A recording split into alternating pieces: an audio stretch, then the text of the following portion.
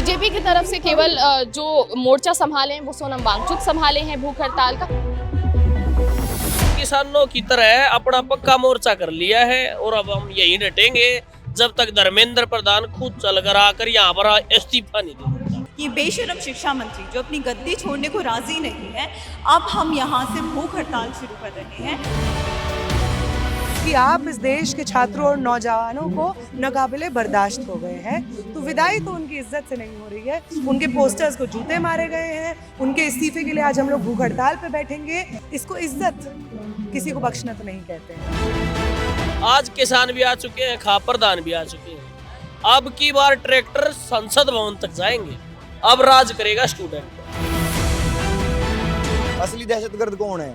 ये सरकार है, धर्मेंद्र प्रधान है। क्योंकि जो इन बच्चों ने सुसाइड किया उसकी दहशत कहाँ फैली? उन परिवारों में फैली, उन स्टूडेंट्स में फैली कि हम पेपर दे रहे हैं, बार बार लीक होते जा रहे हैं। तो दहशत किन्होंने फैलाई? सरकार ने फैलाई है। वो है असली दहशतगर्द। तो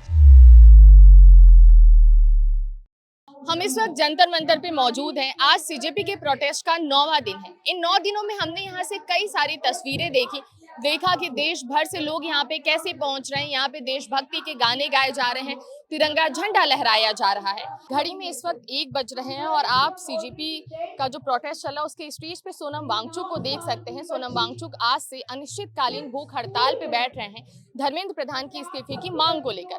टेम्परेचर बहुत ज्यादा है, गर्मी बहुत ज्यादा है, लोग पसीने से तरबतर हो रहे हैं। अब ये देखना होगा कि ऐसे मौसम में ये अनिश्चितकालीन भूख हड़ताल कितने दिनों तक चलता है। आप स्टेज पे देख सकते हैं स्पोक पर्सन जो सौरभ दास है, विजेता दहिया है और उधर आशुतोष रांका है, ये लोग वहाँ पे मौजूद हैं। सीजेपी के प्रोटेस्ट में कुछ लोग अपना बोरिया बिस्तर समेट के बैग लेकर आए हुए हैं। हम जानते हैं कि कहाँ से आए हैं और बैग लाने का क्या मोटिव है। सर, कहाँ से हैं आप? मैं हरियाणा रोहतक से आया हूँ और मैं जैसे कि ये सरकार एक बार पहले भी झुकी थी किसान आंदोलन के समय, और उस समय पक्का मोर्चा लगाना। ये सरकार बहुत जिद्दी है, तो जब तक इसको बहुत ज्यादा फोर्स नहीं कर लिया जाना है तो ये झुकती नहीं। तो हमने भी किसानों की तरह अपना पक्का मोर्चा कर लिया है और अब हम यही डटेंगे जब तक धर्मेंद्र प्रधान खुद चलकर आकर यहाँ पर इस्तीफा नहीं देता। वो खुद चलकर भी आएगा। आज किसान भी आ चुके हैं, खाप प्रधान भी आ चुके हैं। अब की बार ट्रैक्टर संसद भवन तक जाएंगे और उन ट्रैक्टरों पर किसानों के साथ स्टूडेंट रैलियों में बैठे जाएंगे। ठीक है ना? अब राज करेगा स्टूडेंट। सीजेपी की तरफ से केवल जो मोर्चा संभाले हैं वो सोनम वांगचुक संभाले हैं भूख हड़ताल का। हमने आपको वीडियो में दिखाया भी कि आयशा की जो ऑल इंडिया प्रेसिडेंट है नेहा, उनके साथ 5 और लोग बैठ रहे हैं भूख हड़ताल पे। ये देखना होगा कि यहाँ से सोनम वांगचुक की आवाज सरकार के कानों तक पहुँचने में कितना समय लगता है। आखिरी बार जब सोनम वांगचुक लद्दाख में भूख हड़ताल पे बैठे थे तो कुछ ही दिनों बाद लद्दाख से खबर आई, लद्दाख हिंसा की हमें खबरें मिली, जिसके बाद सोनम पे एनएसए लगाया गया। सोनम कुछ महीनों तक जेल में भी रहे। राजनीतिक गलियारों में ये चर्चा है कि कैबिनेट रिशफल होने वाला है और हो सकता है इज्जत के साथ धर्मेंद्र प्रधान की विदाई कर दी जाए। अगर 9 दिन से 2400 घंटे हफ्ते के 7 दिन सड़क पे लोग गर्मी में सो रहे हैं, खाना खा रहे हैं, सार्वजनिक शौचालय इस्तेमाल कर रहे हैं, यहीं पे पड़े हुए हैं और सिर्फ एक मांग ले रहे उनके ज़बान पे है कि आप इस्तीफा दें, तो वो बाइज्जत तो नहीं होता है। आप रीशफलिंग तो बहुत हुई है आपके शिक्षा मंत्री बनने के बाद, लेकिन आपको विदा इसलिए किया जा रहा है क्योंकि आप इस देश के छात्रों और नौजवानों को नाकाबिले बर्दाश्त हो गए हैं। तो विदाई तो उनकी इज्जत से नहीं हो रही है, विदाई तो उनकी पूरे देश भर में उनके इस्तीफे की मांग को, उनके पोस्टर्स को जूते मारे गए हैं। उनके इस्तीफे के लिए आज हम लोग भूख हड़ताल पे बैठेंगे। तो अपनी जान का जोखिम उठाने तक हम लोग उनके इस्तीफे की मांग कर रहे हैं। इसको इज्जत किसी को बख्शना तो नहीं कहते हैं। नेहा, 2015 में राजनाथ सिंह ने कहा था कि एनडीए की सरकार में इस्तीफे नहीं होते हैं, यूपीए की सरकार नहीं है ये। नहीं, सही बात है। और जब वो ये कहते हैं तो वो अपनी सरकार के गैर लोकतांत्रिक रवैये को भी दर्शा देते हैं। किसी भी डेमोक्रेटिक सरकार में क्यों नहीं होंगे इस्तीफे? आप जनता के प्रतिनिधि हैं, उस कुर्सी पे बैठना आपका जनसिद्ध अधिकार नहीं है। आप जिस दिन जनता को सर्व करने के लिए अनफिट होंगे उस दिन आपको कुर्सी से खींच करके उतार लिया जाएगा। और ये ही इस सरकार में भी हम करेंगे। एनडीए की सरकार में होते होंगे, आपकी सरकार में भी आपको करके दिखाएंगे। यहाँ 22 बच्चों की मौत हो गई। 22 बच्चे वो जो सिस्टम का शिकार हुए, और इसे आत्महत्या से ज्यादा हमें सिस्टमैटिक हत्या बोलनी होगी। उन्होंने खुद से नहीं जान दिया, लेकिन अभी तक इस सरकार की तरफ से कोई एक मंत्री, मतलब आज मैं बोलूं 22 बच्चों की संख्या कम नहीं होती है, कोई संवेदना व्यक्त नहीं की जा रही, कोई ट्वीट, कहीं कुछ हो ही नहीं रहा है कि हम देखें कि नहीं इस सरकार को बच्चों की भी चिंता है। और कल एक और पेपर लीक हो गया महाराष्ट्र में। बिल्कुल वही, मतलब इतनी मज़ेदार बात है कि अगर यही व्यक्ति अगर किसी सरकारी नौकरी, सरकारी नहीं प्राइवेट जॉब में होते धर्मेंद्र प्रधान, और उनको ये मंत्रालय दिया होता कि भैया आपको एग्ज़ाम करवाना है, आपको शिक्षा व्यवस्था सुचारू रूप से चलती रहे, इस चीज़ को इंश्योर कराना है, और ये हुआ होता तो उनको 2021 में ही बर्खास्त कर दिया गया होता। लेकिन क्योंकि वो एक भाजपा के मंत्री हैं और भाजपा अपने मंत्रियों के पैर छूने के लिए, भाजपा के तमाम नेताओं की चाटुकारिता करने के लिए अवार्ड के रूप में कैबिनेट के पोर्टफोलियोज बांटती है, तो धर्मेंद्र प्रधान को इसलिए डर नहीं लगता है क्योंकि भाजपा सरकार ये समझती नहीं है कि वित्त मंत्रालय, रेल मंत्रालय, शिक्षा मंत्रालय जनता की एक जिम्मेदारी है जो कि आप मंत्रियों को देते हैं। वो ये समझती है कि ये तो एक अवार्ड है। भाजपा में जो ज्यादा चाटुकारिता करेगा, जो ज्यादा जी हुजूरी करेगा, आरएसएस के हर मंच पे जाके नेताओं के पैर छू लेगा, उस व्यक्ति को दे दीजिए, आप बना दीजिए कैबिनेट मिनिस्टर। इसमें जनता के प्रति जवाबदेही, जनता की सेवा करने का कोई स्पिरिट कहीं पे इस सरकार में दिखाई नहीं देता है। थू है ऐसी सरकार में जहां पे रेल हादसे में बालासोर में 300 लोगों की मौत हो जाती है। इस देश की आर्थिक व्यवस्था गड्ढे में जा चुकी है, फिर भी वित्त मंत्री के मुंह से चू नहीं निकलती है। इस देश के शिक्षा मंत्री 22 लोगों की सांस्थानिक हत्या के डायरेक्टली रिस्पॉन्सिबल हैं, और ये तमाम नेता अपनी कुर्सी पे विराजमान है बिना किसी माथे के शिकन के, क्योंकि भाजपा सरकार ये मानती है। भाजपा सरकार खुद को सरकार नहीं मानती है, अधिपति राजा ही मानती है। वो समझते हैं कुर्सी पे बैठ करके राज करना उनका अधिकार है, और जनता को सर्व करना तो कोई और सरकार का काम है, वो तो कमजोर सरकार का काम है। आज वो युवा तमाम एजुकेशन सिस्टम की जो खामी है, पेपर लीक है, एग्जाम कैंसिल है, और जो भी प्रॉब्लम्स हैं उसके शिकार हो रहे हैं, और शिकार के बाद कई स्टूडेंट्स अपनी जान दे रहे हैं। नीट पेपर लीक के बाद अभी तक 22 बच्चों ने अपनी जान दे दी, और ये आत्महत्या बिल्कुल भी नहीं है, ये सिस्टमैटिक हत्या है। उन सिस्टमैटिक हत्या की जवाबदेही की मांग करते हुए लोग यहाँ पे मौजूद हैं। जय हो का गाना बज रहा है और तिरंगा झंडा लहराया जा रहा है। ये दहशतगर्द की टीम है।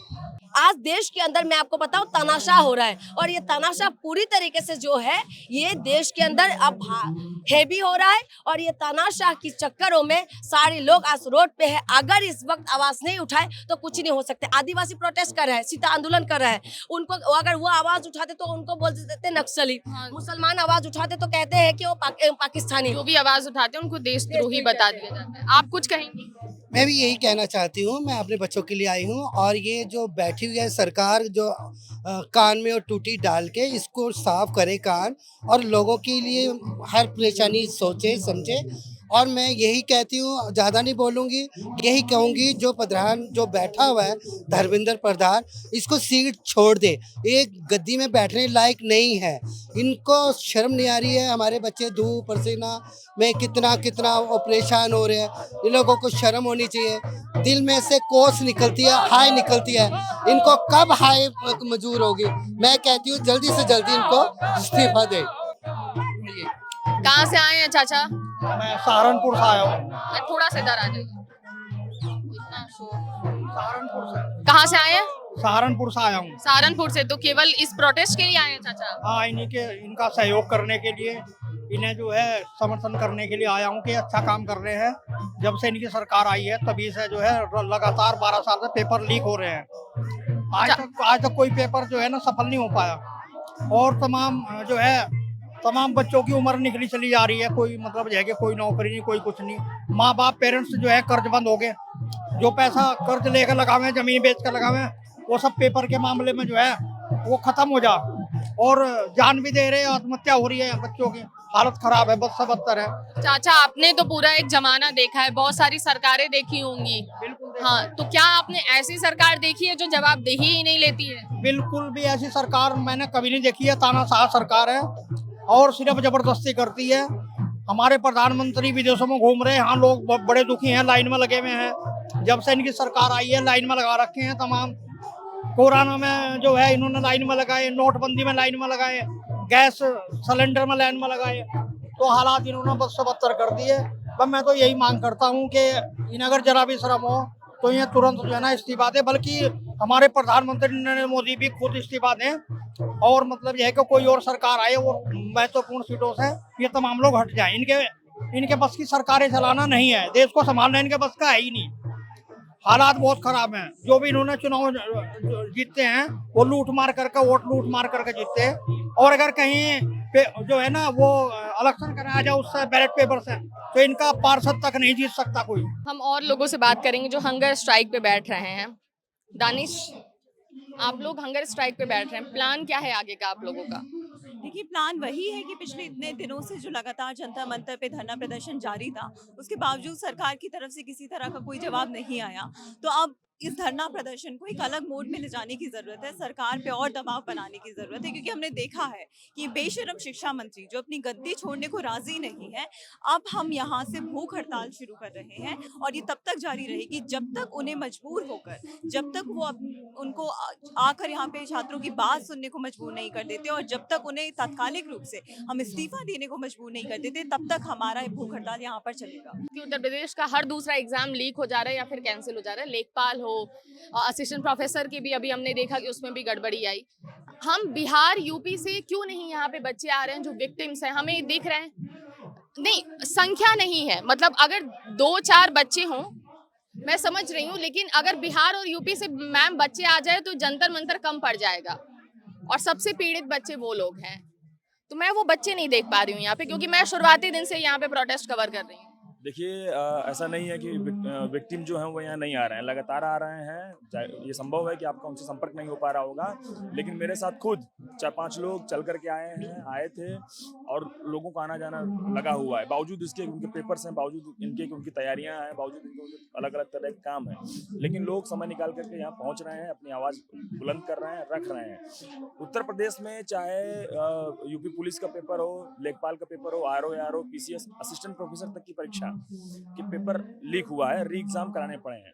री एग्जाम होता है, उसमें भी धांधली का आरोप लगते हैं। इस तरह के हालात हैं, और ऐसा नहीं है कि विक्टिम यहाँ नहीं आ रहे हैं, तमाम विक्टिम आ रहे हैं। यहाँ तक कि लोग मंच पर आकर के अपनी पीड़ा कह रहे हैं, अपना दर्द कह रहे हैं, अपनी चिंता का इजहार कर रहे हैं और अपनी बात कह रहे हैं कि इस देश के शिक्षा मंत्री को इस्तीफा देना होगा। मुझे स्टूडेंट्स की संख्या कम दिख रही है, विक्टिम्स की संख्या कम है क्योंकि ना हमारे देश में स्टूडेंट्स यूनियन है बहुत सारी। अभी हम दिल्ली में देख रहे हैं 2-3 यूनिवर्सिटीज हैं, उनमें यूनियंस हैं। ABVP को स्टूडेंट्स यूनियन का सबसे बड़ा यूनियन बताया जाता है, पर वो क्या है, वो देश के युवाओं को भटका के एक पार्टी का गुलाम बनाना चाहते हैं। रौनक खत्री जैसे लोग हैं, या फिर हम देखते हैं निर्मल चौधरी हैं, रविंद्र भाटी को हम देखते हैं, वो अलग अलग पार्टियों से जुड़े हुए हैं। वो कोई स्टूडेंट लीडर नहीं है, वो बस एक पार्टी का गुलाम बनाना चाहते हैं स्टूडेंट्स को, जो काफी अच्छे से कर रहे हैं। अब दिल्ली के अंदर लाखों स्टूडेंट्स हैं, वो यहाँ क्यों नहीं आ रहे? क्यों? क्योंकि वो पार्टियों के गुलाम बना दिए गए हैं। आपका ये कहने का मतलब है कि रौनक खत्री, निर्मल चौधरी, ये लोग जो हैं वो एक पार्टी के गुलाम के तौर पर वो भी गुलाम है, वो स्टूडेंट्स को भी गुलाम बनाना चाह रहे तो हैं। क्या देश में कोई राजनीतिक पार्टी नहीं होनी चाहिए? क्योंकि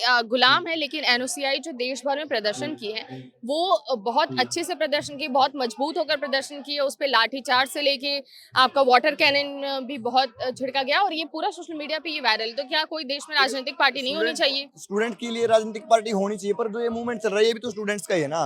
वो ये अकेला ये थोड़ा ना कि जो कांग्रेस की पार्टी के साथ है वही स्टूडेंट है, यहाँ भी तो स्टूडेंट है।